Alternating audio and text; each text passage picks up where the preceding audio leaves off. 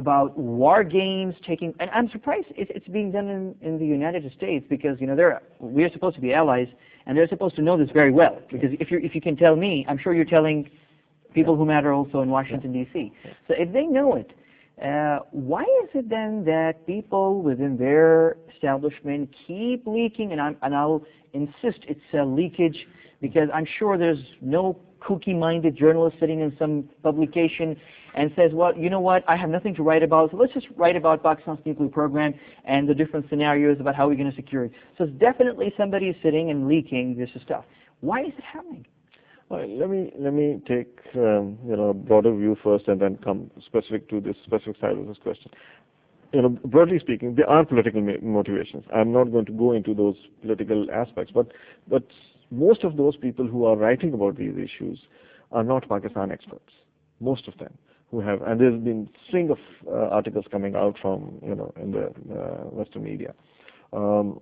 Then you're being nice. It's the American media. Yeah, it's mostly American. There's some British, and there's some more who have concerns which are more peripheral than these.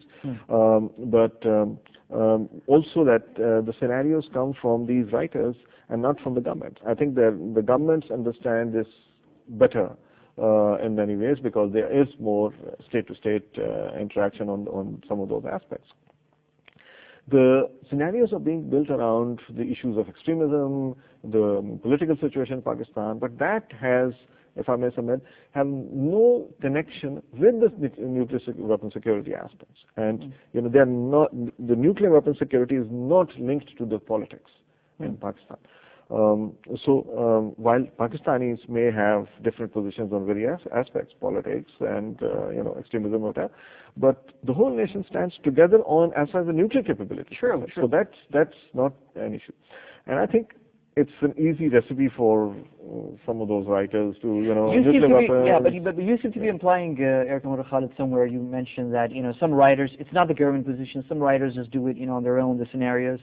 I beg to differ here. I understand that you have a certain mandate, and you may not indulge me in my political views, but it just seems to me strange when the U.S. government, with whom we have as Pakistan close interaction, and is good, and we're proud that we have had a good relationship, but we have these irritants, and it just seems to me that when the U.S. government can instruct and tell the American media, please do not show footage of American soldiers killed in Iraq or Afghanistan, their coffins coming back on airplanes back to their hometowns, because that would demoralize the nation and the people. So please don't show it. And the American media is following this instruction.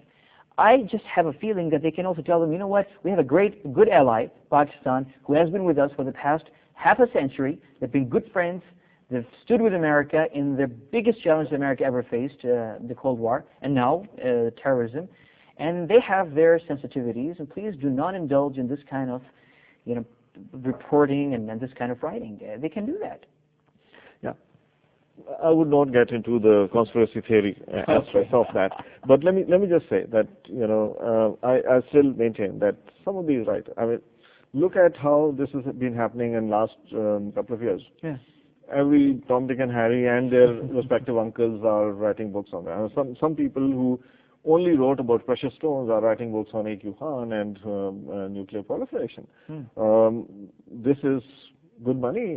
Go to a publisher, a good recipe to nuclear weapons, Pakistan, extremism, put it in a broth, and comes out a book. Okay. So that's how it goes. I understand that. Okay, one more interesting question. Does everyone concerned in the region understand the consequences of trying to attack our strategic assets? Everyone concerned, because again, I asked you a question about if there were any in the past 8 years any credible threat to the best of your knowledge to our installations, and this is just a follow-up to that question. You didn't answer that question too. I just remembered. You didn't tell me whether there was a credible threat in the past decade, let's say. Was there a credible threat, first of all, to our installations? No, we are very sure of our system. That's what I told you then, and there was not. Yeah, okay, there hasn't been. Good. Yeah. So does everyone concerned, and I'm referring here not only to non-state actors, I'm also referring to states, countries. Does everyone in the region understand that there will be consequences of trying to attack our strategic assets, installations, whatever? I think the key word is all concerned, as you say. It brings us to this good old concept of deterrence, the three C's of deterrence, the capability, the communication, and the credibility of deterrence, and how it will hold or not. But let me just say it in plain simple words. Those who have hostile intent would know that any endeavor to attack in any way Pakistan will not succeed, and it will be absolutely disastrous. And that is something that has to be understood. Our weapons are meant for deterrence and not for war fighting. But if that is something that we have to completely understand, that we have the capability to deal with any threat that comes to us. Okay. I have a short and simple message. Sure, yeah. So we will respond if we are attacked. Simple as that. My message is, don't mess with us. Okay, good. Plain and simple. Last question. I was just referring throughout this program to foreign media reports. Unfortunately, sometimes we have overambitious people from within our country saying things about our assets that further confuses the whole thing.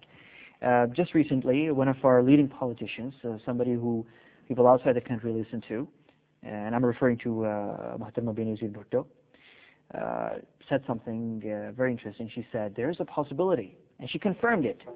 She said there's a possibility that extremists can reach our Kahota facilities and seize them and take over Kahota.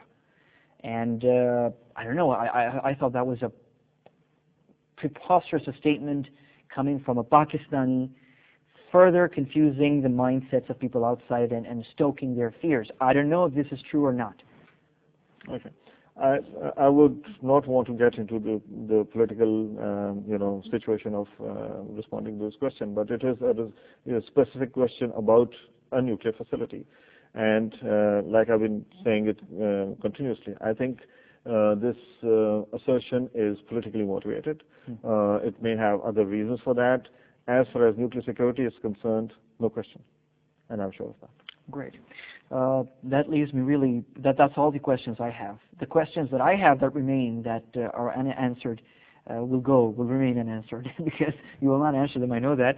But I'm sure, Air Commodore Khalid Banuri, that you have a tough job, and the toughest part of it probably is that you also have a social life, and you have a family, and you have an extended family, and I just don't want to even imagine the kind of questions you must be receiving at every social gathering that you might be holding or attending, or any party, any reception, any wedding reception. I'm sure these are the kind of questions you have to confront. Am I wrong?